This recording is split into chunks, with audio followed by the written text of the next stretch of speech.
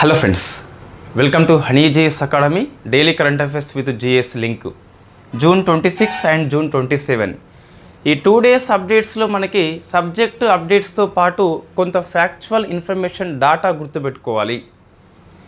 ఒక ఫేమస్ పుస్తకము శుభాం శుక్లా అని చెప్పేసి తన బయోగ్రఫీ వచ్చింది. Shubham Shukla very famous personality in India. International space స్టేషన్కి వెళ్ళిన తొలి భారతీయుడు, అంతరిక్షంలోకి ప్రయాణించిన 2వ భారతీయుడు రాకేష్ శర్మ తర్వాత. ఇటీవల 2026 జనవరి మాసంలో అశోక చక్ర అని చెప్పేసి అవార్డు వచ్చింది. సో ఈ నేపథ్యంలో తన బయోగ్రఫీ కంపల్సరీ గుర్తుపెట్టుకోవాలి. సెకండ్ది యూనికాన్ లిస్టు ర్యాంకింగ్ అని చెప్పేసి హురూన్ సంస్థ ఎవ్రీ ఇయర్ ఇస్తుంది. భారతదేశము ప్రతి ఇయర్లో 3rd ర్యాంక్ అని చెప్పేసి వస్తుంది. తొలిసారిగా ర్యాంకు డౌన్ఫాల్ అయిపోయింది 4th ర్యాంక్కి. అయితే మన దేశాన్ని ఏ దేశం అధిగమించిందని చెప్పేసి గుర్తుపెట్టుకోవాలి. ఇంకోటి వెరీ ఫేమస్ ఆపరేషన్ వార్తల్లో ఉంది. ఈ వెనిజులా భూకంపము, జంట భూకంపాలు అని చెప్పేసి పిలుస్తున్నాం మనం. So human assistance operation India conduct చేస్తుంది. ఆపరేషన్ పేరు మనం కంపల్సరీ గుర్తుపెట్టుకోవాలి. ఈ 3 కాకుండా ఈ పాలిటీ చూస్తే E0FIR అని చెప్పేసి వార్తల్లో వచ్చింది. మనకు తెలుసు, we know very well about 0FIR. ఇప్పుడేంటి E0FIR అని చెప్పేసి వార్తల్లో వచ్చింది. సో మనం డిస్కస్ చేద్దాము, what is the difference between the 0FIR and E0FIR. Economy చూస్తే ఈ హబ్ అండ్ స్పోక్ పాలసీని ఏవియేషన్ సెక్టార్ లోపల ఇండియా స్టార్ట్ చేసింది. సో ఫస్ట్ ఏ ప్లేస్ నుంచి అని చెప్పేసి గుర్తుపెట్టుకోవాలి. And what is the hub and spoke policy గుర్తుపెట్టుకోవాలి. ఇంకోటి ఈ అంత్యోదయ అన్య యోజనలో సవరణ కోసం అని చెప్పేసి ఒక డ్రాఫ్ట్ బిల్ని రూపొందించింది. ఇట్ ఈస్ ఓన్లీ డ్రాఫ్టెడ్, ముసాయిదా మాత్రమే, అమల్లోకి రాలేదు. సో మనం డిస్కస్ చేస్తాం. June 27 very famous MSME day అని చెప్పేసి జరుపుకుంటాం. నెక్స్ట్ ఈ డిఫెన్స్ లోపల INS సుదర్శిని అని చెప్పేసి ఒక నౌక సో ప్రపంచ యాత్ర చేపట్టింది, అమెరికాకు ప్రయాణం చేసింది కాబట్టి వార్తల్లో వచ్చింది. డిస్కస్ చేద్దాం సుదర్శిని అంటే ఏంటి, ఎందుకోసం యాత్ర చేపట్టిందని చెప్పేసి, ఏ కంట్రీస్ని విజిట్ చేస్తుందని చెప్పేసి. తర్వాత ఇంటర్నేషనల్ రిలేషన్స్ అండ్ అఫైర్స్ లోపల ఇండియా అనేది ప్యాక్స్ సిలికా అని చెప్పేసి ఒక కూటమిలో చేరింది. ఇండియా ఏ కూటమిలో చేరిందని చెప్పేసి చాలాసార్లు ప్రశ్న వస్తుంది. ఆ కూటమి గురించి కొంచెం అధ్యయనం చేయాలి. ఇజ్రాయెల్ ప్లస్ లెబనాన్ శాంతి ఒప్పందం కుదుర్చుకున్నాయి. ఈ జియోపాలిటిక్స్ వార్ ఏవైతే ఉన్నాయో, ఈ యుద్ధాల లోపల శాంతి ఒప్పందం జరిగినప్పుడు ఆ మధ్యవర్తిత్వం యొక్క దేశం పేరు, ఆ లొకేషన్ పేరు కంపల్సరీ గుర్తుపెట్టుకోవాలి. దాంతోపాటు ఇరాన్ యొక్క కూటమి అని చెప్పేసి, ఈ హౌతీలు ఎవరు, ఈ హిజ్బుల్లా ఎవరు అని చెప్పేసి, ఈ హమాస్ ఎవరు అని చెప్పేసి మనం డిస్కస్ చేస్తాం. సో తర్వాత ఇంకోటి ఈ అణు ఉష్ణ శక్తి ఆధారిత ప్రపంచంలో తొలి హైడ్రోజన్ని ఇండియా రూపొందించింది. ఇవి ఈరోజు మనకి famous current affairs. TGPSC Group 2 వాళ్ళు కూడా కొన్ని గుర్తుపెట్టుకోవాలి, అవి చివరిలో డిస్కస్ చేద్దాం. రైట్, సో ఫస్ట్ చూస్తే సో పాలిటీ అండి, E0FIR అని చెప్పేసి వార్తల్లో ఉంది. E0FIR. సో మనకి ఆల్రెడీ 0FIR తెలుసు. ఇప్పుడు కొత్తగా వచ్చింది ఏంటి, ఈ అని చెప్పేసి కొత్తగా మనకి యాడ్ అయింది.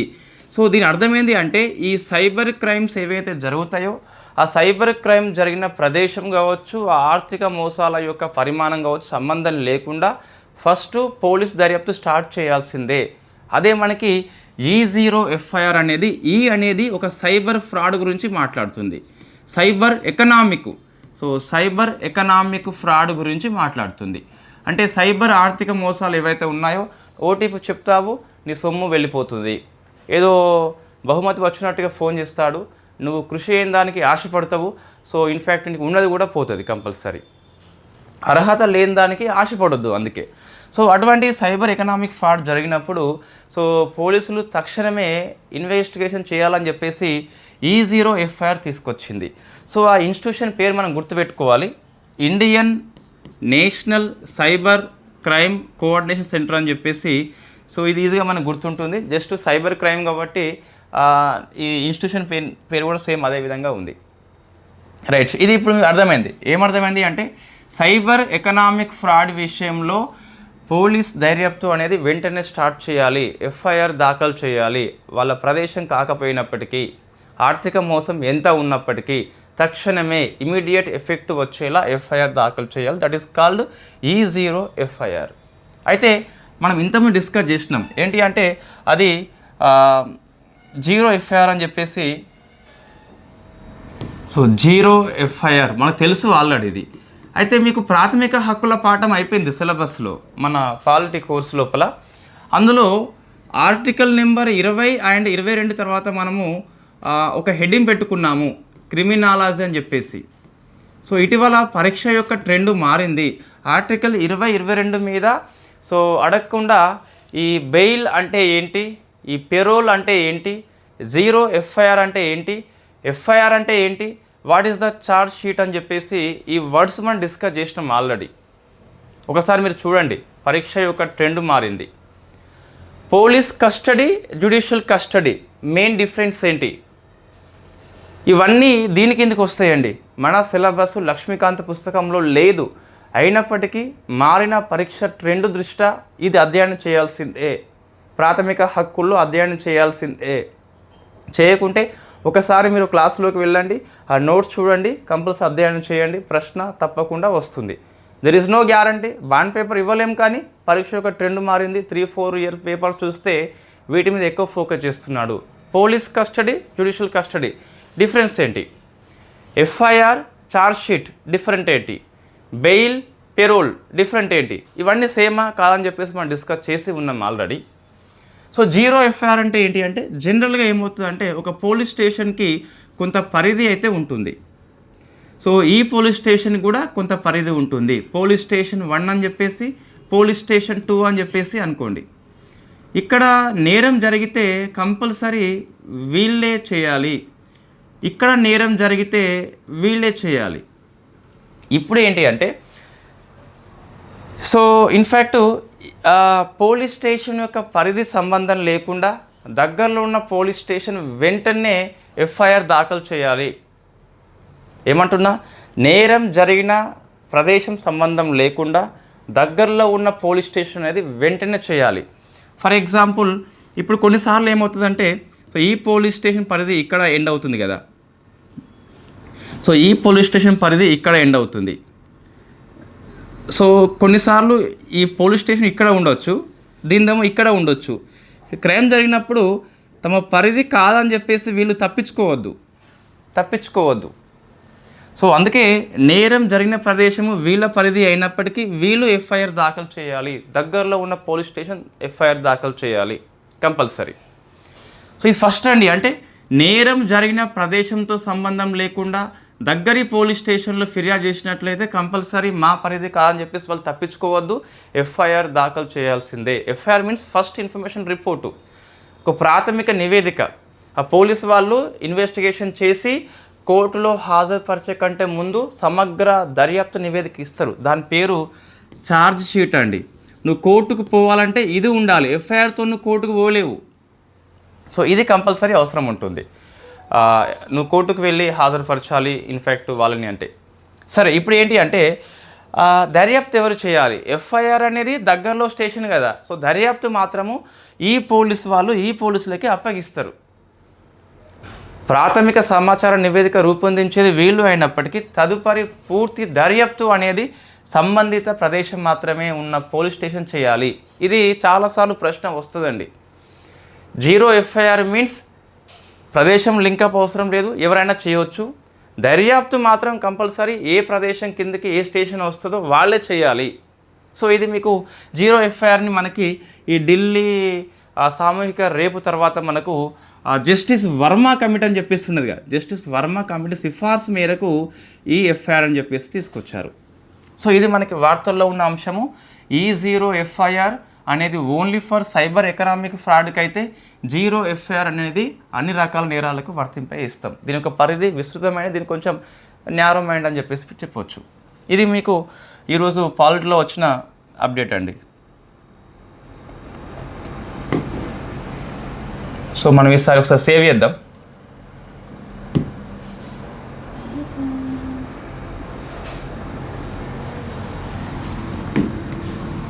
ఓకే, సో నెక్స్ట్ చూస్తే ఇది ఓన్లీ డ్రాఫ్ట్ బిల్లే అండి, ఇంకా మార్పులు రాలేదు. సో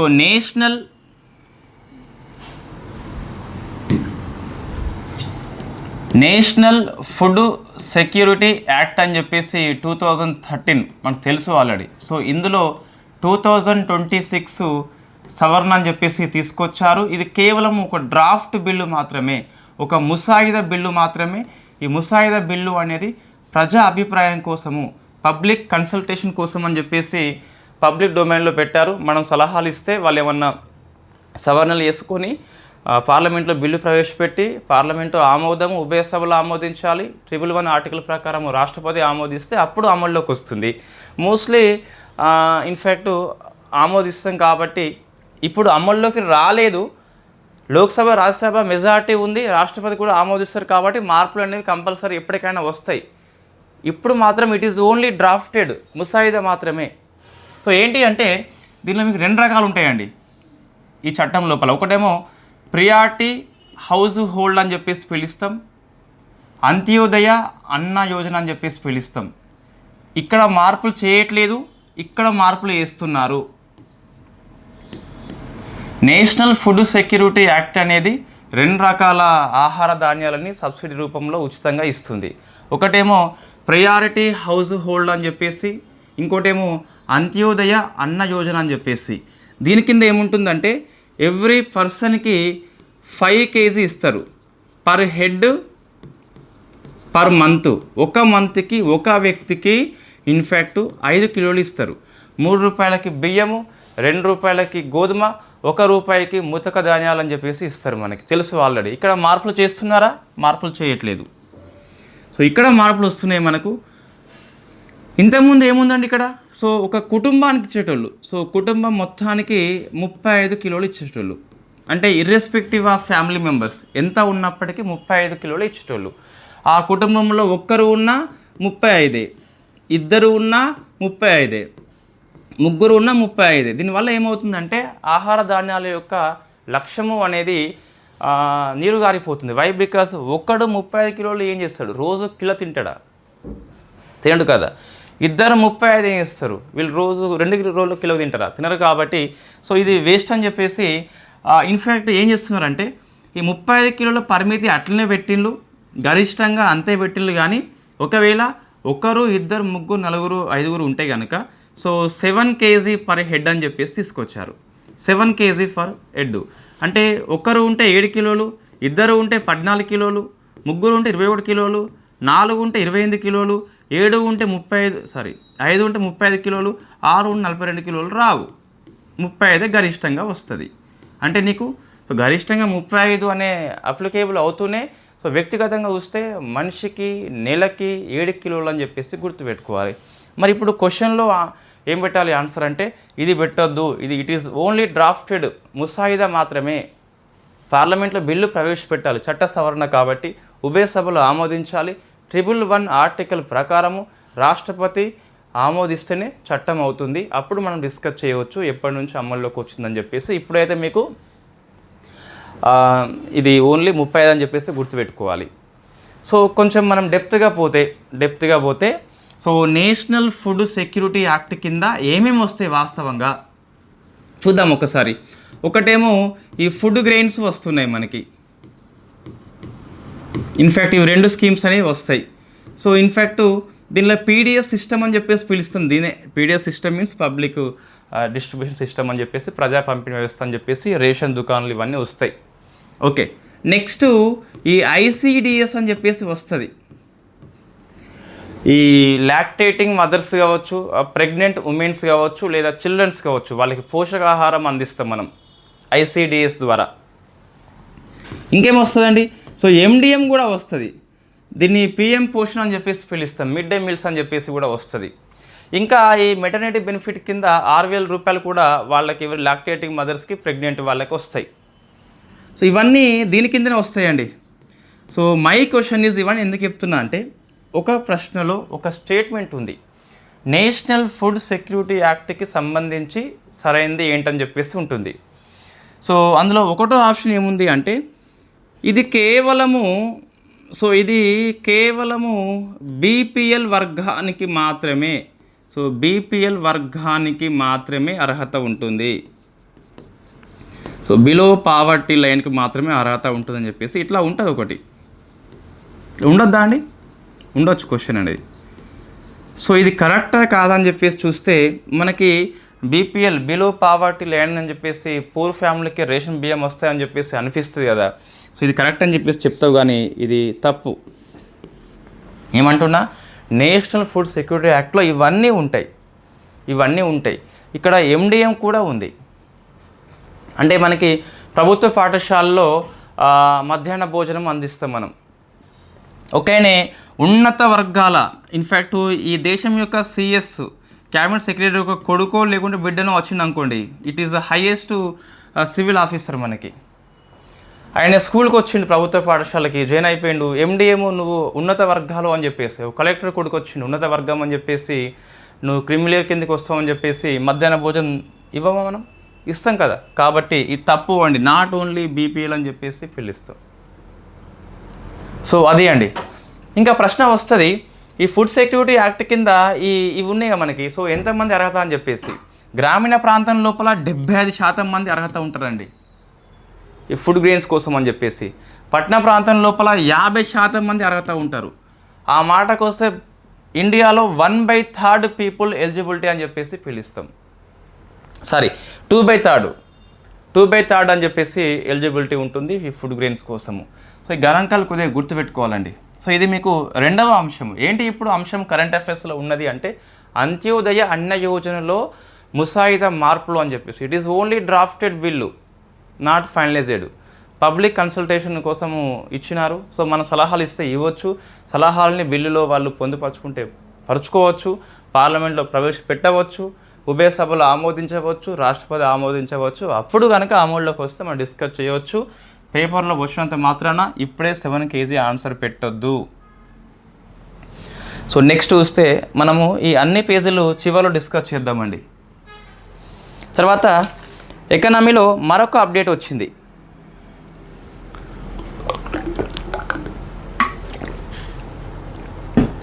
ఏం కాదు, సమయం ఎక్కువ తీసుకుందాం. వై? బికాస్ గ్రూప్ 2 అనేది చాలా mother of the all exams అండి. మీకు సబ్జెక్ట్ అప్డేట్స్ చాలా వస్తాయి. సో అప్పుడు ఎక్కువ ఫోకస్ చేయాలి. మిగిలిన ర్యాంకింగ్ బుక్స్ అనేది మనం ఫాస్ట్గా చెప్పుకుంటూ పోదాం. APPS group 2 30 marks current affairs ఉంది కదా. 30/30 హైలీ ఇంపాసిబుల్. అది పెద్ద అబద్ధం, ఎవరైనా చెప్తే నమ్మకండి. 30/30 హైలీ ఇంపాసిబుల్. 25 వరకు చేసినామంటే ఎస్ గుడ్ స్కోర్. నీకు మనం చెప్పేది లిమిటెడ్ సిలబస్సే. సబ్జెక్ట్ అప్డేట్స్ ఎక్కువ చెప్తున్నాం మనం. దీనివల్ల ఏమవుతుంది, సబ్జెక్టు నీకు గ్రిప్ చాలా పెరిగిపోతుంది. జిఎస్లో మీకు కవర్ అవుతుంది. టీజీపీఎస్ వాళ్ళకైతే పాలిటీ ఉంటుంది, ఎకనామీ ఉంటుంది, జాగ్రఫీ ఉంటుంది, Telangana history, Telangana economy, society అన్నీ కలిపేస్తే మన జిఎస్ పేపర్, ఇప్పుడున్న జిఎస్ పేపరు. అది గ్రూప్స్ వాళ్ళకి కాదు. నిన్న పోస్ట్ చేసిన కదా, గ్రూప్ 2కి ఒక బిడ్డ అంటూ ఉంటే ఇదే అని చెప్పేసి. దాని అర్థమైంది అంటే గ్రూప్ 2 సిలబస్లో ఉన్న 4 పేపర్లు ఏవైతే ఉన్నాయో వాటిని సింప్లిఫై చేస్తే వచ్చిన పేపరే అది జిఎస్ పేపర్. అది నిజంగా టీజీపీఎస్ గ్రూప్ 2 యొక్క జిఎస్ పేపరు అట్లా ఉంటుందంటే అట్లా ఉండదు. ఈసారి జిఎస్లో పేపర్ 2, 3, 4లో రిపీట్ కావు. ఎస్ఎన్టీ 50 మార్క్స్కి దాదాపుగా ఉంటుంది. ఎకనామీ 150 మార్క్స్కి 100% ఉండదు. తెలంగాణ ఉద్యమం 150 మార్క్స్కి ఆ పేపర్ అంటూ ఉండదు. ఉద్యమాన్ని వేరే పేపర్లో ఎక్కడో ఇంక్లూడ్ చేస్తారు. ఎకనామీ లోపల బ్యాంకింగ్, ఇన్ఫ్లేషన్ పాఠం కంపల్సరీ యాడ్ చేస్తారు. వై? బికాస్ సమకాలీన అంశం అండి. బ్యాంకింగ్, ద్రవ్యోల్బణం అనేది సమకాలీన అంశము. సమకాలీన ఆర్థిక అంశాన్ని ఆర్థిక విషయాల్లో చేర్చకపోవడము అది unfortunately very bad luck. Okay right. Next మీరు జిఎస్లో 150కి ఇప్పుడున్న టీజీపీఎస్సీ పేపర్లో ఇన్ఫ్యాక్ట్ మీరు 80 నుంచి 90 చేస్తే అది వెరీ గుడ్ స్కోర్ అండి. Very good score. అది మీకు ఏడబ్ల్ఈ, డిప్యూటీ ఈఓ లాంటి ఎగ్జామ్స్ ఉన్నాయి కదా, ఇతర పేపర్లు కూడా ఉంటాయి కదా, దాంట్లో ఎక్కువ స్కోర్ చేయండి. 80 నుంచి 90 అంటే ఇంకా అది ఎక్సలెంట్ స్కోర్ అండి. 120లు సాధ్యం కావు జిఎస్ లోపల. అది తప్పు అండి, అది తప్పు. అది ఎవరికి సాధ్యం కాదు 120లు. 80 నుంచి 90 అంటే ఆల్మోస్ట్ నువ్వు 50 to 60% చేసినావంటే ఎస్ గుడ్. నువ్వు 50 to 60 చేయాలంటే పెద్ద గ్రంథాలు ఏం అవసరం లేదు. సో నీ బేసిక్ కాన్సెప్ట్ అన్ని సబ్జెక్టులలో ఎంతైతే ఇంటర్మీడియట్ స్టాండర్డ్ అవసరమో అంత చదువుకోవాలి. అప్డేట్స్ని ఎక్కువ ఫాలో అయ్యి సరిపోతుంది. రైట్. 120 హైలీ ఇంపాసిబుల్ అండి, తప్పు. అది ఎవరైనా జిఎస్లో యూట్యూబ్ థంబ్నెయిల్స్ పెడతారు కావచ్చు 120 ఎలా సాధించాలని చెప్పేసి. ఎలా సాధ్యం కాదు కొన్ని. So right, next hub and spoke policy అండి. ఇది ఇన్ఫ్యాక్ట్ డిసప్పాయింట్ చేయట్లేదు. సో ఇన్ఫ్యాక్ట్ 120 అనేది వస్తే రావచ్చు, పేపర్ మరీ ఈజీగా వచ్చినప్పుడు మనం ఏం చేయలేం. సో అప్పుడు చెప్పలేం, కానీ జనరల్ టీజీపీఎస్సీ అంత ఈజీగా ఇవ్వదండి. Hub and spoke policy, so దీన్ని మనము ఏవియేషన్ సెక్టార్ లోపల ఇంప్లిమెంట్ చేస్తున్నాం. సో ఏవియేషన్ మీన్స్ మనకి ఏమొస్తుందండి, విమానయాన రంగం లోపల ఇంప్లిమెంట్ చేస్తున్నాం. సో భారతదేశంలో మొట్టమొదటి హబ్ అండ్ స్పోక్ ఎయిర్పోర్టు అని చెప్పేసి ప్రశ్న వస్తుంది, ఎక్కడి నుంచి అని చెప్పేసి వస్తుంది. సో ఇన్ఫ్యాక్ట్ ఏవియేషన్ రంగం లోపల ఫస్ట్ వారణాసి నుంచి స్టార్ట్ చేసినామండి. సో వారణాసి అని చెప్పేసి, Varanasi.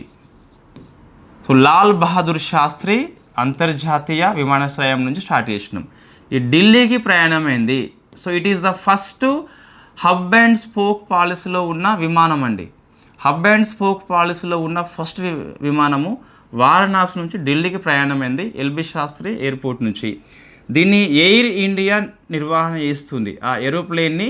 So air India conduct చేస్తుంది. ఇవి ఫ్యాక్ట్ అంశాలు. ఇంతవరకే ప్రశ్న వస్తుంది. అరే ఇది ఎకనామిక్ కిందకి వస్తుందా అంటే ఎకనామిక్ కిందకే వస్తుంది. You have service sector lesson. Service sector లోపల మీకు ట్రాన్స్పోర్ట్ అని చెప్పేసి ఉన్నది. ట్రాన్స్పోర్ట్ లోపల ఎయిర్ ట్రాన్స్పోర్ట్ అని చెప్పేసి ఒక పాఠం, వాయు రవాణా అని చెప్పేసి. ఎస్, జాగ్రఫీ కిందకి వస్తే జాగ్రఫీ ఫ్యాకల్టీ, ఎకనామిక్ కిందకి వస్తే ఎకనామిక్ ఫ్యాకల్టీ. మనం ఎకనామిక్ కోర్సులు డిస్కస్ చేసినాం కాబట్టి ఎకనామీ అనేది it is the combined subject of the environment వస్తుంది, దాంట్లో జాగ్రఫీ కూడా వస్తుంది కొన్ని విషయాలలో. క్లైమేట్ చేంజ్ మీకు ఎకనామీలో కూడా వస్తుంది కదా, రైట్. సో ఇది అండి. అయితే ఇక్కడ మీకు ఏం కొత్త పదము, air India it is the institution name, Varanasi Delhi location పేరు, ఎల్బి శాస్త్రి పర్సన్ పేరు, ఏవియేషన్ అంటే ఒక సెక్టార్ మనకి. సో ఇది కొత్త పదం హబ్ అండ్ స్పోక్ పాలసీ అని చెప్పేసి. మనం దాని మీద ఫోకస్ చేయాలి, హబ్ అండ్ స్పోక్ పాలసీ అని చెప్పేసి, రైట్. ఈ హబ్ అండ్ స్పోక్ పాలసీ అంటే ఏంటి? ఏం లేదండి, దీని యొక్క ఉద్దేశం ఏంటి అంటే ఈ టైర్ 2 సిటీస్ ఉంటాయి, టైర్ 2 టైర్ 3 అంటే సో కొంచెం చిన్నవి, ఈ ఢిల్లీ చెన్నై లాంటివి కాకుండా ఈ వారణాసి లాంటి, కాన్పూర్ లాంటి, ఈ మహేష్ బాబు పవన్ కళ్యాణ్ లాంటి వాళ్ళు టైర్ 1 అని చెప్పేసి అంటాం, నాని లాంటి వాళ్ళు టైర్ 2 అని చెప్పేసి అంటాం, ఇంకా కింద ఉంటారు టైర్ 3 అని చెప్పేసి అట్లా విభజన చేస్తారు మీకు. ఇది కూడా అంతే. సో ఇప్పుడు ఇన్ఫ్యాక్ట్ ఒక హబ్ అంటే కేంద్రం అండి, ఇట్ ఈస్ అ సెంట్రలైజ్డ్ అని చెప్పేసి అర్థం వస్తుంది. ఇది హబ్ ఇది ఢిల్లీ అని చెప్పేసి. ఇక స్పోక్స్లు ఉంటాయండి, అన్నీ కలిపి ఒక దగ్గర వస్తాయి. మీ కరోనా ఉంది కదా, కరోనా ఉంది కదా, ఇవన్నీ మీ స్పోక్స్ అని చెప్పేసి అంటాం కదా, మన కూర్చే భాగం ఇది. సో ఇవన్నీ స్పోక్స్ అండి. ఇక్కడ వారణాసి ఉంది, ఇక్కడ వారణాసి అని చెప్పేసి, ఈ లక్నో అని చెప్పేసి అనుకోండి, ఇది కాన్పూర్ అని చెప్పేసి అనుకోండి. నేను అన్నీ యూపీ చెప్పేస్తున్నాను కదా, ఇంకోటి వేరే చెప్తాం ఏమన్నా. సరే హైదరాబాద్ అంటే మళ్ళీ హబ్బే వస్తుంది. ఏదో కరీంనగర్ అని చెప్పేసి అనుకోండి, కరీంనగర్ అని చెప్పేసి. సో మా సంథింగ్ ఏదో. ఇప్పుడు ఏంటి అంటే ఇవన్నీ టైర్ 2 టైర్ 3 కూడా కావచ్చు లొకేషన్ బట్టి.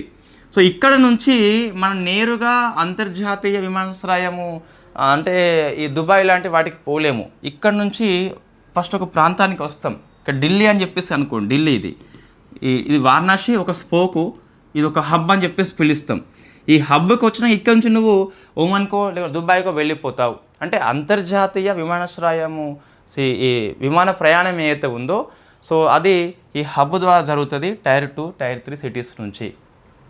అది ఈ హబ్ అండ్ స్పోక్ పాలసీ అని చెప్పేసి పిలుస్తాం. టైర్ 2 టైర్ 3 వాళ్ళకు కూడా అంతర్జాతీయ ప్రయాణం ఈజీ చేయాలని చెప్పేసి ఇది తీసుకొచ్చారు. యాక్సెస్ అందరికీ రావాలని చెప్పేసి తీసుకొచ్చారు. హబ్ అండ్ స్పోక్ పాలసీ అంటే ఇది, అర్థమైంది. సో దీని యొక్క లక్ష్యం ఏంటి అంటే ఇయర్స్ ఉన్నాయి మనకు గుర్తుపెట్టుకోవాలి. 2030 నాటికి అట భారతదేశంలో ఉన్న అందరూ ప్రయాణికులు ఎవరైతే ఉన్నారో వాళ్ళకి సో అంతర్జాతీయ ప్రయాణాన్ని అందుబాటులో తీసుకురావాలి అట 2047 నాటికి. సో వై బికాస్ మనకి ఇండిపెండెన్స్ వచ్చి 100 ఏళ్ళు అయిపోతుంది కాబట్టి 47 నాటికి ఈ భారతదేశాన్ని ప్రపంచ విమానయాన కేంద్రంగా తయారు చేయాలి. 2 లక్ష్యాలతోని ఈ టైర్ 2 టైర్ 3 యొక్క పీపుల్స్కి ఇంటర్నేషనల్ జర్నీ అనేది ఈజీ చేయాలని చెప్పేసి, యాక్సెస్ రావాలని చెప్పేసి ఈ హబ్ అండ్ స్పోక్ పాలసీ తీసుకొచ్చారు. ఇండియాలో హబ్ అండ్ స్పోక్ పాలసీ కింద ఫస్ట్ విమానం అనేది వారణాసి నుంచి ఢిల్లీకి పోయింది. So LB Shastri it is the airport name. Air India ఒక సంస్థ పేరు, ఇది కండక్ట్ చేస్తుంది ఆ విమానాన్ని. సో ఇది మీకు ట్రాన్స్పోర్ట్ కిందకి వస్తుందండి. తర్వాత చూస్తే ఇంకోటి జూన్ 27 మనకి ఎంఎస్ఎంఈ డే అని చెప్పేసి పిలుస్తాం.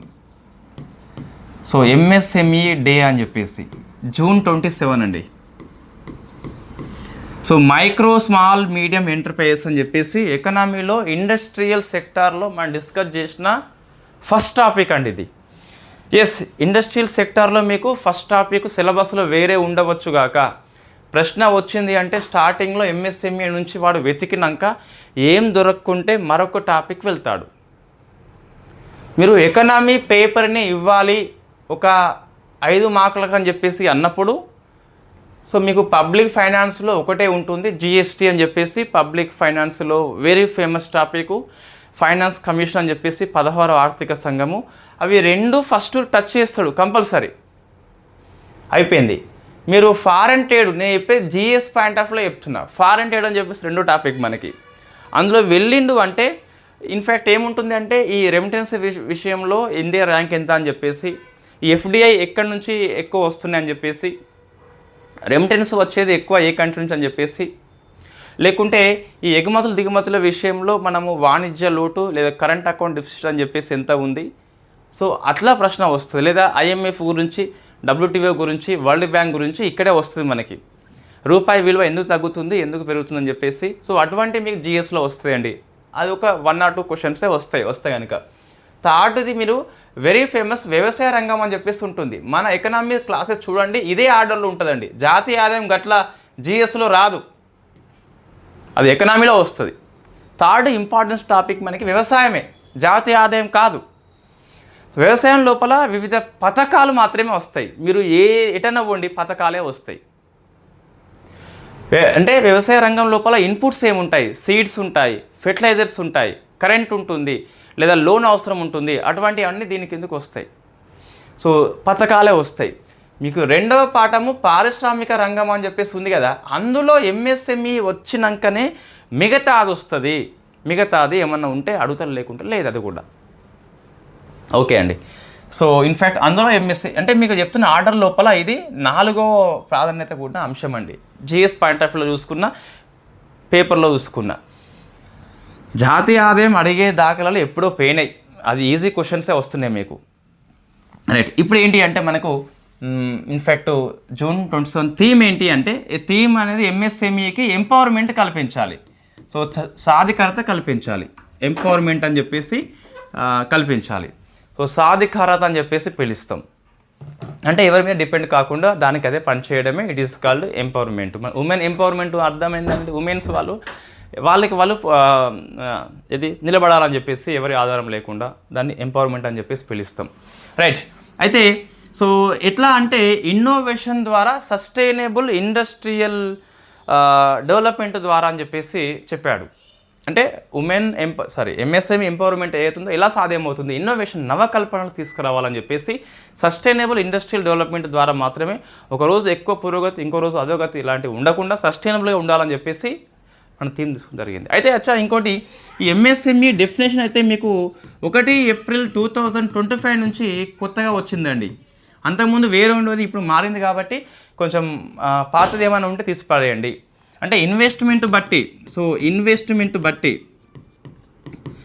నెక్స్ట్ టర్న్ ఓవర్ బట్టి, అంటే ఇన్ఫ్యాక్ట్ సో మైక్రో అని చెప్పేసి ఉంటుంది, స్మాల్ అని చెప్పేసి ఉంటుంది, సో మీడియం అని చెప్పేసి ఉంటుంది. ఇది 2.5 కోట్ 25 crores 125 crores ఇంటూ 4 వేసుకోండి. సో 10 కోట్లు 100 కోట్లు 500 కోట్లు. అంటే ఇన్వెస్ట్మెంట్ బట్టి వేరే ఉన్నది, సో టర్న్ ఓవర్ బట్టి అని చెప్పేసి వేరే మనకి. సో ఇది ఎంఎస్ఎంఈ న్యూ డెఫినేషన్ అండి. అంతకుముందు వేరే పుస్తకాలు వేరే ఉంటే దాన్ని చింపేయండి పుస్తకాన్ని, ఇబ్బంది లేదు, ఇదే కరెక్టు. సో భారతదేశంలో వ్యవసాయం రంగం తర్వాత ఎక్కువ ఉపాధి కల్పిస్తున్న రంగము MSME sector. It is very famous statement, అది గుర్తుపెట్టుకోండి. జీడిపికి సుమారుగా 31.1% ఇస్తున్నట్టుగా ఆర్థిక సర్వే చెప్పింది. సో మళ్ళీ చెప్తున్నా, ఆర్థిక సర్వే అధ్యయనం చేయడం అంటే సర్వే పుస్తకం తీసుకొని ఫస్ట్ పేజ్ నుంచి లాస్ట్ పేజ్ వరకు చదవడం కాదు. నీ ఎకనామిక్స్ సిలబస్లో ఉన్న చాప్టర్స్ ఏవైతే ఉన్నాయో వీటికి అనుబంధంగా సర్వే ఏమని చెప్పిందో చదవాలి. ఫస్ట్ చాప్టర్ పబ్లిక్ ఫైనాన్స్ అయి ఉండాలి, ట్యాక్స్ సిస్టమ్ అయి ఉండాలి. ట్యాక్స్ సిస్టమ్ గురించి సర్వే ఏం చెప్పిందో ఇక్కడ ఇంక్లూడ్ అయ్యాయి, లేదా ఫారెన్ ట్రేడ్ గురించి సర్వే ఏం చెప్పిందో ఇక్కడ ఇంక్లూడ్ అయ్యాయి, వ్యవసాయ రంగం గురించి ఏం చెప్పిందో ఇక్కడ ఇంక్లూడ్ అయ్యాయి, ఇండస్ట్రియల్ ఇక్కడ ఇంక్లూడ్ అయ్యాయి, సేవా రంగము ఇక్కడ ఇంక్లూడ్ అయ్యాయి, జాతీయ ఆదాయం రంగాల వారి వాటా ఇక్కడ ఇంక్లూడ్ అయ్యాయి. సో అట్లా ఇంక్లూడ్ చేయాలి. కానీ సర్వే పుస్తకాన్ని తీసుకొని ఫస్ట్ పేజ్ లాస్ట్ పేజ్ ముఖ్యాంశాలు రాసుకోవడం సర్వే చదవడం కానీ కాదు. నీ ఎకనామిక్స్ సిలబస్లో వచ్చిన అప్డేట్స్ అన్నీ అవి కూడా. ఓకే, సో నేను చెప్పేది కొంచెం కఠినంగా ఉన్నప్పటికీ ఇదే వాస్తవము, అదేవిధంగా అధ్యయనం చేయాలండి. నెక్స్ట్ స్పేస్ సెక్టార్ చూస్తే మీకు ఒక స్పేస్ క్రాఫ్ట్ వార్తల్లో ఉంది, దాని పేరు స్టార్ ఫాల్ అని చెప్పేసి పిలుస్తాం. Star fall, it is the space craft. Space craft అంటే నేను బేసిక్లో మీకు చెప్పిన ఆల్రెడీ, అంటే ఒక పరిశోధన చేస్తుంది అంతరిక్షం లోపల. ఇట్ ఈస్ ద ఎక్స్పెరిమెంటల్ అని చెప్పేసి పిలుస్తాం స్పేస్ క్రాఫ్ట్ అంటే.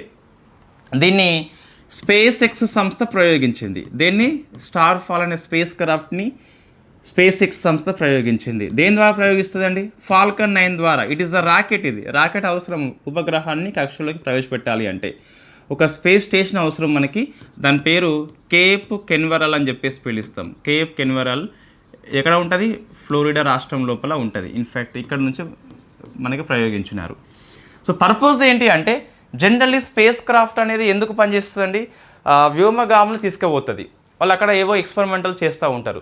ఈ space craft not for humans, it is for only cargo. అంటే వస్తువులు తీసుకుపోతుంది, ఎక్స్పెరిమెంటల్ ఎక్విప్మెంట్ని తీసుకెళ్తుంది, లేదా ఒక మైక్రోగ్రావిటీ వాతావరణం లోపల అవి ఎలా పనిచేస్తాయో ఇది రీసెర్చ్ చేస్తుంది. రీసెర్చ్ పర్పస్ ఇది, హ్యూమన్ పర్పస్ కాదు, కార్గో పర్పస్ అని చెప్పేసి గుర్తుపెట్టుకోవాలి, సరిపోతుంది. So Starfall it is the spacecraft. ఎక్కడ, ఏ సంస్థ ఎక్కడి నుంచి ప్రయోగించింది, ఏ రాకెట్ ఉపయోగించింది, వాట్ ఈస్ ద పర్పస్ అని చెప్పేసి గుర్తుపెట్టుకోండి. నెక్స్ట్ డిఫెన్స్ అండి. సో ఐఎన్ఎస్ సుదర్శన్ అని చెప్పేసి పిలుస్తాం.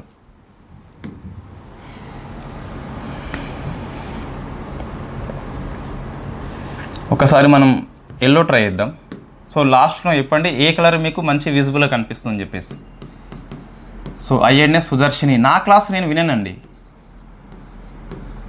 Okay right. ఇప్పుడు ఏంటి, ఇది ఎందుకు వార్తల్లో వచ్చిందండి? ఇన్ఫ్యాక్ట్ అమెరికాకి ప్రయాణం అయింది కాబట్టి వార్తల్లో వచ్చింది. ఎందుకు అంటే ఈ జూలై 4 అమెరికా యొక్క ఇండిపెండెన్స్ డే. ఈసారి మీకు 2050th కాబట్టి మన నౌక వెళ్ళి హాజరవుతుంది కాబట్టి కొంత ఫేమస్. సో ఐఎన్ఎస్ సుదర్శన్ వచ్చేసి వెరీ ఫేమస్.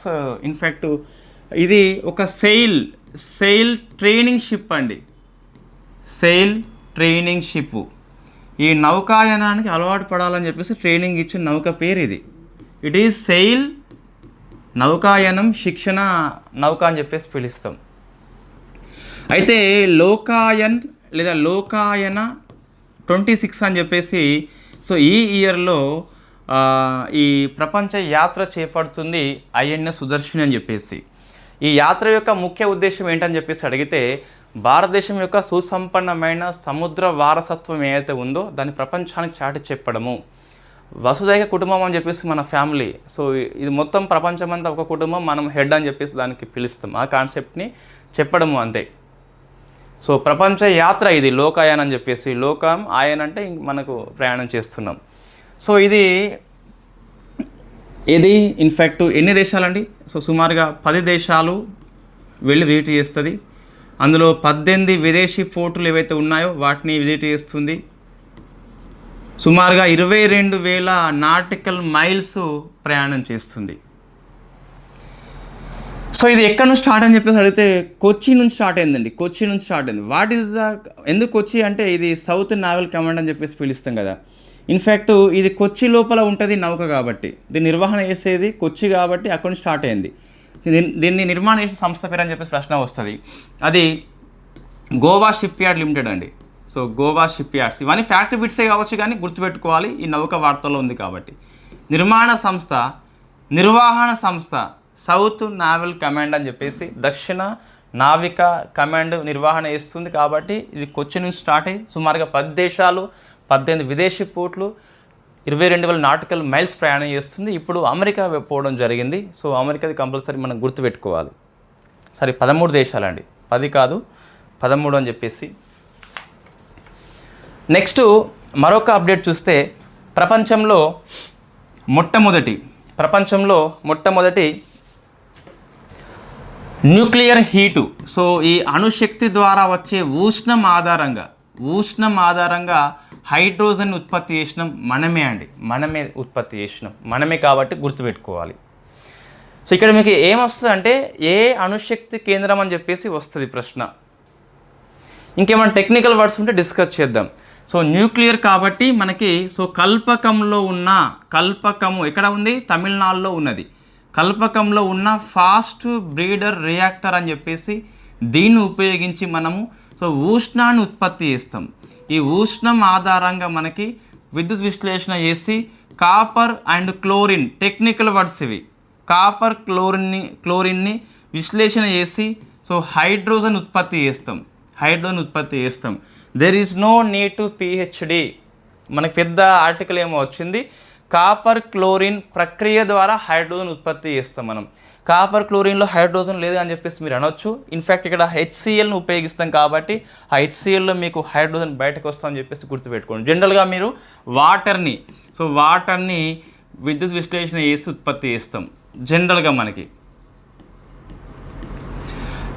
ఈ కరెంట్ అనేది మీకు సోలార్ కావచ్చు, లేకుంటే విండ్ కావచ్చు, సౌరశక్తి, పవనశక్తి కాబట్టి there is no any emissions, carbon ఉద్గారాలు లేవు కాబట్టి దీన్ని మనం గ్రీన్ హైడ్రోజన్గా పిలుస్తున్నాం. ఇది జనరల్ జరిగే ప్రక్రియ. ఇక్కడ ఏం చేస్తున్నామంటే న్యూక్లియర్ రియాక్టర్ను ఉపయోగించి, ఇక్కడ కల్పకం అని చెప్పేసి పిలుస్తున్నాం. కల్పకాన్ని ఉపయోగించి ఉష్ణం జనరేట్ అయ్యి ఆ ఉష్ణం ఆధారిత విద్యుత్తుని ఉత్పత్తి చేసి కాపర్ క్లోరిన్ విశ్లేషణ చేస్తే బయటకి హైడ్రోజన్ వస్తుంది. సరిపోతుంది. There is no need to PhD. మీకు అరే మీరు న్యూక్లియర్ సెక్టార్ని బాగా అధ్యయనం చేసినప్పటికీ ఇది సరిపోతుంది. గ్రూప్ 2 వాళ్ళకి 2.5 hours వీడియో ఉంటుంది యూట్యూబ్ లోపల. ఒకసారి మీరు ఓపెన్ చేయండి, మీకు మంచిగా అర్థమవుతుంది.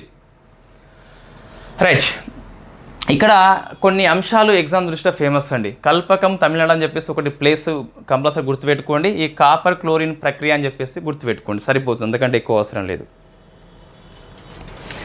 అయితే దీంతో కంపేర్ చేస్తే ఇది తక్కువ కరెంటు వాడుకుంటుంది, 24/7 పనిచేస్తుంది. దీంతో కంపేర్ చేస్తే ఇది బెనిఫిట్స్ మనకి ఎగ్జామ్లో వస్తే రావచ్చు. నెక్స్ట్ అండి, ఇంకా మనకి సబ్జెక్ట్ అయిపోయినాయండి. ఇప్పుడు IR ఇంటర్నేషనల్ రిలేషన్స్ మరొక కలర్ ఉపయోగిద్దాం. ఒకసారి మీరు చెప్పండి ఏ కలర్ మంచిగా వస్తుందని చెప్పేసి. ప్యాక్స్ సిలికా అని చెప్పేసి ఇండియా అఫీషియల్ జాయిన్ అయిపోయింది. లాస్ట్ ఇయరే చెప్పిండు, బట్ ఇప్పుడు జాయిన్ అయిపోయింది. ఇప్పుడు ప్యాక్స్ సిలికా సెకండ్ సమ్మిట్ని వాషింగ్టన్ DC హోస్ట్ చేసింది. అక్కడ ఇండియా సైన్ చేసింది కాబట్టి అఫీషియల్లీ అమల్లోకి వచ్చింది.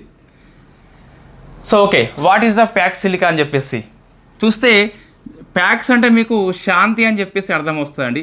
సిలికా అంటే మనకు సిలికాన్ అని చెప్పేసి అర్థం వస్తుంది. సిలికాన్ మీన్స్ మీకు సెమీ కండక్టర్స్లో ఉపయోగించే చిప్పు. చిప్పుల తయారులో మీకు సిలికాన్ మూలకాన్ని ఉపయోగిస్తాం కదా మనం. రైట్, ఇన్ఫ్యాక్ట్ సెమీ కండక్టర్స్ కావచ్చు, ఏ సెక్టర్ కావచ్చు, దానిలో సహకారం కోసం అని చెప్పేసి అమెరికా ఆధ్వర్యంలో ఏర్పాటు చేయబడ్డ కూటమి పేరు ప్యాక్స్ సిలికా అని చెప్పేసి అర్థం వస్తుంది. అమెరికా అనేది ఈ సెమీ కండక్టర్స్ మీకు చిప్పు తయారీ లోపల కావచ్చు, లేదా ఏ టెక్నాలజీ విషయంలో కావచ్చు, ప్రపంచ సహకారం అవసరం అని చెప్పేసి కూటమి ఏర్పాటు చేసింది. 35 కంట్రీస్ ఏమి ఉంటాయి అందులో. ఇండియా అఫీషియల్ జాయిన్ అయిపోయింది కాబట్టి కొంచెం గుర్తుపెట్టుకోవాలి ప్యాక్స్ సిలికా అని చెప్పేసి. 6 months కరెంట్ అఫైర్స్లో మనము ఇండియా ఈ గడిచిన 18 మాసాల లోపల ఎక్కడ జాయిన్ అయిపోయింది, ఎక్కడ నుంచి బయటకు వచ్చింది, ఇన్ అండ్ అవుట్ అని చెప్పేసి మనం డిస్కస్ చేస్తాం కదా, అప్పుడు మళ్ళీ మీకు రివిజన్గా పనికి వస్తుంది. నెక్స్ట్ అవర్ ఫేమస్ టాపిక్ అండి. ఇదేంటి అంటే, దీనికి రెడ్ వద్దు, శాంతి కాబట్టి గ్రీన్ ఉపయోగిద్దాం. ఇది ఇప్పుడు ఇజ్రాయిల్ ప్లస్ లెబనాన్ శాంతి ఒప్పందము కుదిరింది. 2 దేశాలు ఒప్పుకున్నాయి. అయితే మధ్యలో హిజ్బుల్లా అని చెప్పేసి ఒప్పుకోలేదు. సో ఇది ఒకటి మీకు. సో జరిగింది వాషింగ్టన్ డీసీలో. ఏంటిది స్కిల్. సో వాషింగ్టన్ డీసీలో జరిగింది. ఎవరు అంటే అమెరికా మధ్యవర్తిత్వం వహించింది. సో అమెరికా అని చెప్పేసి పిలుస్తాం, తాకుతుంది దానికి అమెరికా అని చెప్పేసి పిలుస్తాం. సో ఏంటి ఇష్యూ అంటే ఈ ఒప్పందంలో ఉన్న అంశమే ఒప్పందానికి పెద్ద ఇబ్బంది. ఏంటి అంటే ఫస్ట్ కండిషన్ మీకు హిజ్బుల్లా అనే సంస్థ ఏదైతే ఉందో, సో హిజ్బుల్లా అనే సంస్థ నిరాయుధీకరణ చేయాలి. అంటే ఆయుధాలు ధరించకుండా మొత్తం అప్పగించాలని చెప్పేసి ఒప్పందం ఉంటుంది. సో హిజ్బుల్లా ఒప్పుకోలేదు. ఇన్ఫ్యాక్ట్ ఇది త్రైపాక్షిక ఒప్పందం కాదు. I mean Israel, Lebanon and హిజ్బుల్లాని ఇంక్లూడ్ చేస్తేనే అది పాసిబుల్ అవుతుంది. రాముడు లేకుండా రామాయణం ఉండదు, హిజ్బుల్లా లేకుండా లెబనాన్ శాంతి ఒప్పందం అంటూ ఉండదు. So it is failed. పుట్టుకలోనే గిట్టుక ఉంది, చనిపోవడం అని చెప్పేసి ఉంది. ఎందుకంటే హిజ్బుల్లా లేకుండా శాంతి ఒప్పందం ఎలా సాధ్యమవుతుంది? సో కాబట్టి హిజ్బుల్లా ఇంపార్టెన్స్ ఏంటి మనం డిస్కస్ చేద్దాం ఒకసారి. ఇప్పుడు ఏంటి మీకు వార్తల్లో ఉంది, ఇజ్రాయిల్ లెబనాన్ శాంతి ఒప్పందం కుదిరింది. Yes correct. సైన్ చేసిన ఇద్దరు అధ్యక్షులు అయిపోయింది. వాషింగ్టన్ డీసీ లోపల అమెరికా బ్రోకరిజం కండక్ట్ చేసింది. Yes fine, all good. But Hezbollah ఏమన్నది మేము లేకుండా ఎట్లా అని చెప్పేసి, అరే నువ్వు ఫస్ట్ ఒప్పందమే మా మీద పెట్టింది. సో ఆయుధాలు లేకుండా మమ్మల్ని బతకనిస్తుంది అమెరికా లేదా ఇజ్రాయెల్ అని చెప్పేసి, బతకనివ్వదు వాళ్ళని. సో కాబట్టి హిజ్బుల్లా ఒప్పుకోలేదు కాబట్టి మోస్ట్లీ ఫెయిల్ కావచ్చు. మోస్ట్లీ మనకి ఫెయిల్ అయ్యే అవకాశాలే ఎక్కువ ఉన్నాయి. అయితే హిజ్బుల్లా కంటే మనకి దీనికి ఇరాన్ సపోర్ట్ చేస్తుంది. హిజ్బుల్లాకి. సో యాక్సిస్ ఆఫ్ రెసిస్టెన్స్ అని చెప్పేసి ఒక ఇరాన్ కూటమి అండి ఇది. సో యాక్సిస్ ఆఫ్ రెసిస్టెన్స్ అని చెప్పేసి పిలుస్తాం. అంటే ఈ అమెరికా ఏదైతే ఉందో, ఈ అమెరికా అండ్ ఇజ్రాయెల్ సో కొంచెం వైట్ కలర్ మంచిగా అనిపిస్తుంది. వీటిని ఎదుర్కోవాలని చెప్పేసి ఇరాన్ ఏర్పాటు చేయబడ్డ కూటమి పేరు యాక్సిస్ ఆఫ్. సో ఈ అమెరికా ఇజ్రాయెల్ ఏదైతే ఉందో మొత్తం 3 ఉంటాయండి ఇక్కడ. ఒకటేమో పాలస్తీనా. సో పాలస్తీనా, ఇందులో ఉండేది హమాస్ అని చెప్పేసి పిలుస్తాం. So Hamas. ఇన్ఫ్యాక్ట్ ఈ ఇరాన్లో మీకు షియాలు ఎక్కువ ఉంటారు. ఈ సున్నీ ప్లస్ షియా ఇక్కడ మనకు అవసరం లేదు. సో షియాలు కాకుండా సున్నీలు ఎక్కువ ఉంటారు. జనరల్లీ సున్నీ వర్సెస్ షియా వెరీ కామన్. సున్నీలు అయినప్పటికీ హమాస్లకి ఈ ఇరాన్ హెల్ప్ చేస్తుంది. సో అది కూడా గుర్తుపెట్టుకోండి. నెక్స్ట్ లెబనాన్ లోపల ఈ ఇరాన్ ప్రోత్సహించేది ఇన్ఫ్యాక్ట్ హిజ్బుల్లా కూటమిని. ఈ హిజ్బుల్లా మాత్రం షియాలే. ఇట్ ఈస్ ఏ మిలిటెంట్ కూటమి అని చెప్పేసి పిలుస్తాం. రెసిస్టెన్స్ అంటే నిరోధకం. దేనికి? అమెరికాని ఇజ్రాయెల్ని రెసిస్టెన్స్ చేయాలి. మూడవది, సో యెమెన్ దేశం లోపల వీళ్ళు సపోర్ట్ చేసేది హౌతీలు. వీళ్ళు కూడా సో షియాలే, కానీ ఇందులో జైదీ అని చెప్పేసి ఇంకో శాఖ ఉంటుందండి. సో జైదీ షియా అని చెప్పేసి పిలుస్తాం. లెబనాన్లో ఉన్న హిజ్బుల్లా, యెమెన్లో ఉన్న హౌతీలు, పాలస్తీనాలో ఉన్న హమాస్. ఇన్ఫ్యాక్ట్ వీళ్ళు గాజాలో ఉంటారు ఎగ్జాక్ట్గా. సో హమాస్, వీళ్ళు ముగ్గురిని కూడా ఈ అమెరికా ఇజ్రాయెల్ని సో నిరోధకం చేయడంలో భాగంగా ఏర్పాటు చేయబడ్డ కూటమిలో భాగస్వాములు వీళ్ళంతా కూడా. సో హిజ్బుల్లా మాత్రం షియాలండి. కాబట్టి ప్రశ్న వస్తుంది కంపల్సరీ, ఇరాన్ షియానే హమాస్ మాత్రం సున్నీలండి. ఎందుకు అంటే సో సున్నీ వర్సెస్ షియా ఉన్నప్పటికీ కూడా హమాస్కి ఇరాన్ హెల్ప్ చేస్తుంది. సో కంపల్సరీ ఈ రెసిస్టెన్స్లో ఉన్నటువంటి 3 కూటములు ఏవైతే ఉన్నాయో, 3 మిలిటెంట్ కూటములు, హమాస్, హిజ్బుల్లా, హౌతీలు గుర్తుపెట్టుకోవాలి. ఏ కంట్రీలో వీళ్ళు తిరుగుబాటు చేస్తున్నారని చెప్పేసి ఈ కంట్రీస్ ఇవన్నీ కూడా మనకి అమెరికా వ్యతిరేకం కావచ్చు, లేకుంటే ఇరాన్కి సపోర్ట్ అని చెప్పేసి గుర్తుపెట్టుకోవాలి. సో నెక్స్ట్ రిపోర్ట్స్ అండి. సో యూనికాన్ ఇండెక్స్ అని చెప్పేసి, యూనికాన్ $1 బిలియన్ కంటే ఎక్కువ ఇన్వెస్ట్మెంట్ ఇస్తాను యూనికాన్ ట్రీట్ చేస్తాం మనం. సో దీన్ని ఎవ్రీ ఇయర్ హురూన్ సంస్థ ఇస్తుంది. So first rank always USA 26 report ఇది. Second rank always China, third rank always India అని చెప్పేసి ఉండేది. 26లో ఏమైంది అంటే USA ఫస్ట్ ప్లేస్లోనే ఉన్నది, చైనా సెకండ్ ప్లేస్లో ఉన్నది. థర్డ్ వచ్చేసి ఇండియా కాకుండా యూకే వచ్చింది. India downfall to 4th rank అని చెప్పేసి it is very very important.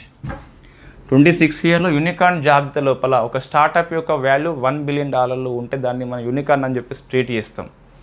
So 26 ఇయర్లో ఇండియా 4th ర్యాంక్కి వెళ్ళిపోయింది. వెరీ ఫస్ట్ టైం వాస్తవంగా హిస్టరీ మొత్తం చూస్తే. కాబట్టి ఇది కంపల్సరీ గుర్తుపెట్టుకోవాలి. ఇన్ఫ్యాక్ట్ యూకే మనల్ని అధిగమించిందని చెప్పేసి చదువుకోవాలి. ఇది రాసి ఇది కొట్టేసి ఇట్లా రాయండి, బాగా గుర్తుంటుంది. ఎగ్జామ్ హాల్లో కన్ఫ్యూజ్ కారు. ఓవర్లుక్లో ఇండియా థర్డ్ అని చెప్పేసి మనం ఫుల్ సార్ డిస్కస్ చేసినాం కాబట్టి అటువైపు వెళ్తారు. కాబట్టి ఇది రాసినాకనే కొట్టి పడేసి ఇట్లా సింబల్ పెట్టండి. నోట్స్ రాసే పద్ధతి ఇది.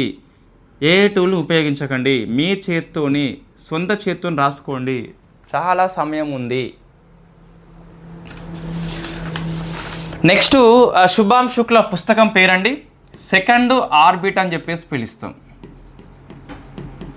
ఇది శుభాం శుక్ల యొక్క పుస్తకం పేరు.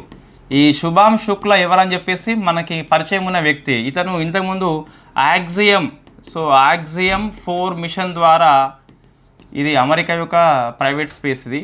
సో ఇంటర్నేషనల్ స్పేస్ స్టేషన్కి వేయండు. ఫస్ట్ ఇండియన్ అని చెప్పేసి పిలుస్తాం. Very famous. నెక్స్ట్ అంతరిక్షంలోకి వెళ్ళిన సెకండ్ ఇండియన్. ఎందుకు సెకండ్ అంటే మీకు ఇంతకుముందు రాకేష్ శర్మ అని చెప్పేసి వెళ్ళింది కాబట్టి. 26 ఇయర్లో మీకు జనవరి మాసం లోపల అశోక చక్ర బహుమతి వచ్చింది. పీస్ టైంలో ఇచ్చే ది బెస్ట్ గ్యాలంటరీ అవార్డు పేరే అశోక చక్ర అని చెప్పేసి పిలుస్తాం. సో ఇది మా శుభాం శుక్ల గురించి ద సెకండ్ ఆర్బిట్ అని చెప్పేసి గుర్తుపెట్టుకోండి. నెక్స్ట్ ఆపరేషన్ అమిస్టాడ్ అని చెప్పేసి మీకు వార్తల్లో వచ్చింది కదా. ఈ వెనుజులా భూకంప నేపథ్యం లోపల ఇండియా యొక్క హ్యూమన్ అసిస్టెన్స్ ఆపరేషన్ పేరే ఆపరేషన్ అమిస్టాడ్. స్పెయిన్ భాషలో ఫ్రెండ్షిప్ అని చెప్పేసి అర్థం వస్తుంది. ఇది మనం డిస్కస్ చేసిన అంశాలండి.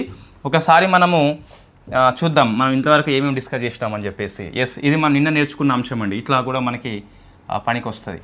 సో ఫస్ట్ పేజ్లో ఏమన్నా ఉందా? ఏం లేదు ఇన్ఫ్యాక్ట్. సెకండ్ పేజ్లో ఏమన్నా ఉందా? ఏం లేదు ఇన్ఫ్యాక్ట్. సో థర్డ్ పేజ్లో మనకి ఉన్నదండి. సో E0FAR అని చెప్పేసి మనకి వచ్చింది. సో E0FAR అని చెప్పేసి దీన్ని గుర్తుపెట్టుకుని కంపల్సరీ సైబర్ ఎకనామిక్ ఫ్రాడ్ కోసం అని చెప్పేసి పనిచేస్తుంది. సో అది నెక్స్ట్ 4th పేజ్లో మనకి నేషనల్ ఫుడ్ సెక్యూరిటీ యాక్ట్లో AAY లోపల వచ్చిన మార్పులు అని చెప్పేసి. సో 7 kg ఇస్తున్నారు. ఇంకా అది డ్రాఫ్ట్ మాత్రమే, నాట్ కన్ఫర్మ్. MDM ఉంది కాబట్టి not only BPL but also APL కూడా పనిచేస్తుందండి. నెక్స్ట్ 4th అయిపోయింది. 5th పేజ్ చూస్తే ఏముంది? హబ్ అండ్ స్పోక్ పాలసీలో ఫస్ట్ ఏరోప్లేన్ అనేది వారణాసి టు ఢిల్లీ అని చెప్పేసి ప్రయాణించింది. ఎయిర్ ఇండియా కండక్ట్ చేసింది. హబ్ అండ్ స్పోక్ అంటే ఏంటి అంటే టైర్ 2 టైర్ 3 వాళ్ళకి ఎయిర్ ట్రాన్స్పోర్ట్ అనేది యాక్సెస్ ఇవ్వడం అని చెప్పేసి పిలుస్తాం. 6th పేజ్లో ఏముంది మనకంటే MSME డే అని చెప్పేసి ఉన్నది. సో థీమ్ గుర్తుపెట్టుకోవాలి. ఎంపవర్మెంట్ కోసము ఇన్నోవేషన్ సస్టైనబుల్ గ్రోత్ అవసరం అని చెప్పేసి there is a definition compulsory గుర్తుపెట్టుకోండి. నెక్స్ట్ 7th పేజ్లో మనకు స్టార్ ఫాల్ అని చెప్పేసి it is a space craft not for human, it is only for cargo అని చెప్పేసి ఫాల్కన్ 9 ద్వారా స్పేస్ ఎక్స్ ప్రయోగించింది. నెక్స్ట్ 8th పేజీలో INS సుదర్శిని అని చెప్పేసి, సో ఇది అమెరికా యొక్క ఇండిపెండెన్స్ డేలో హాజరవుతుంది. లోకాయన్ అని చెప్పేసి ప్రపంచ యాత్ర చేపట్టింది కొచ్చిన్ నుంచి అని చెప్పేసి గుర్తుపెట్టుకోండి. నెక్స్ట్ కల్పకంలో ఈ న్యూక్లియర్ హీట్ ఆధారిత హైడ్రోజన్ని వెరీ ఫస్ట్ టైం ప్రపంచంలో ఇండియా ఉత్పత్తి చేసింది. ప్యాక్ సిలికా లోపల ఇండియా చేరింది.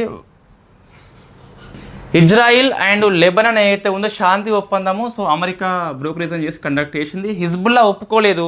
హిజ్బుల్ ఎవరని చెప్పేసి గుర్తుపెట్టుకోండి.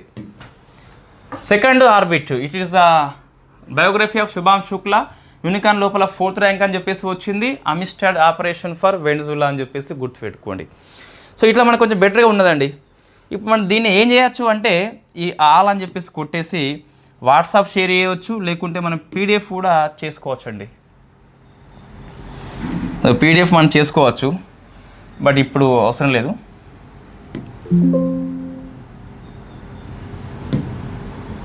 సో టూల్స్లోకి వెళ్ళి కాదు మోర్లోకి వెళ్ళి మెనూలోకి వెళ్ళి సేవ్ ఐజ్ అని చెప్పేసి PPTగా లేకుంటే PDFగా చేసుకోవచ్చు.